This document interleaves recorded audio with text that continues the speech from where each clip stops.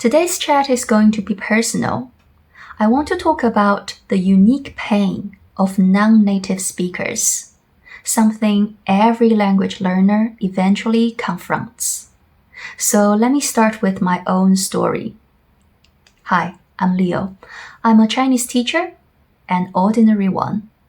So why did I become one? Well, here's my story. Chinese is my mother tongue, my first language. I've loved it since childhood. I was very good at it. How good was I, you might wonder? So we had this Chinese composition class, began in 3rd grade. That's when we started to write essays. My essays immediately became model text, read aloud in class, sometimes circulated through the grade.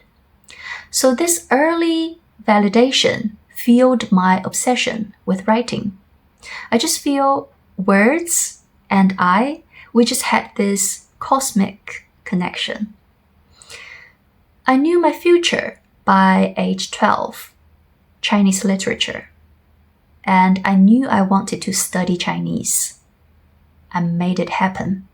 So I survived the Gaokao, college entrance exam, and I got into a fairly good university, spent 7 years studying Chinese language and literature through bachelor's and master's programs. And that's academic. Verbally, I wasn't bad either. I used to have a knack for self-expression and humor. My friends often laughed out loud at my jokes, and I used to have this gift. Friends called me the walking punchline.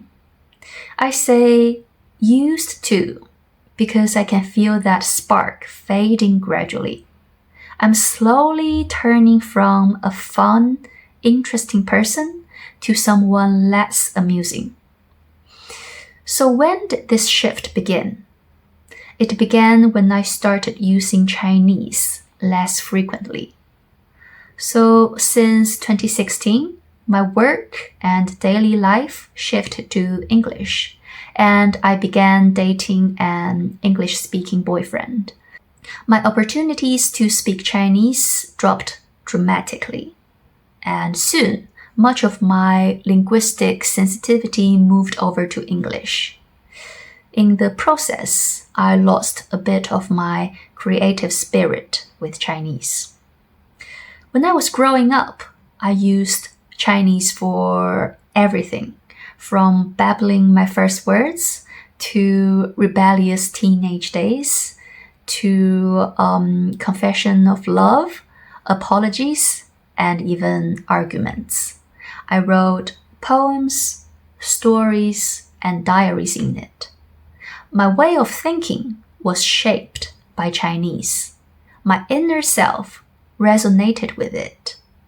But now, major moments in my life, like work progress, moving to another different country, or dating and even marriage, are all experienced in English.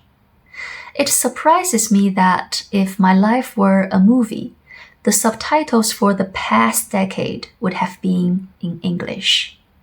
It feels like I'm split into two, a Chinese self and an English self, as if they were two instruments with entirely different sensitivity.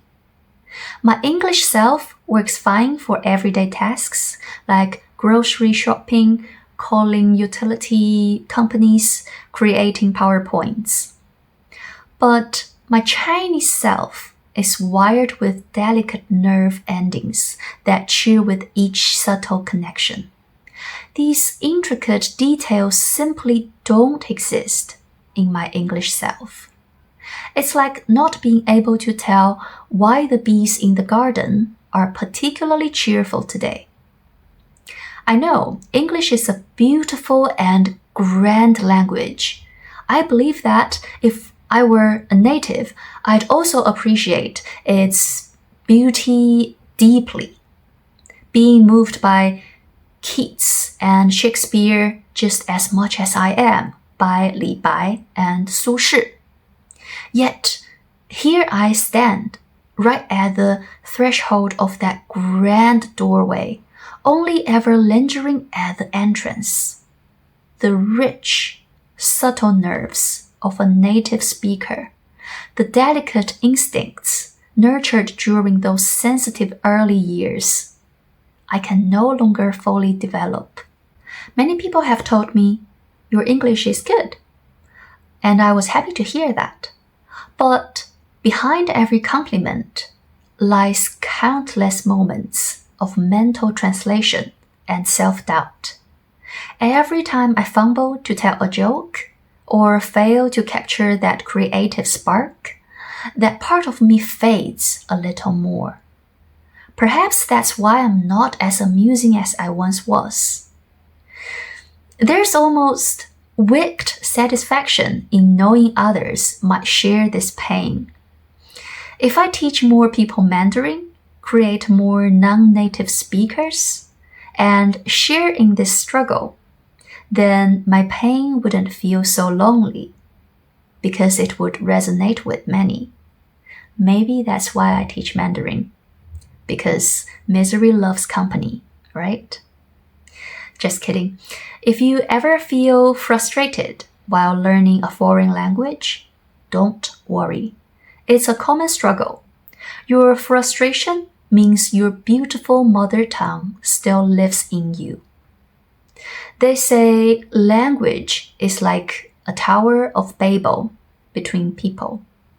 To me, though, each language is its own tower. We are all born at the top of one tower, yet sometimes we climb down and onto another to see a different view. And isn't that beautiful? Thanks for watching. I am Leo. Hope you enjoy your Mandarin learning journey. I'll see you next time. Bye for now.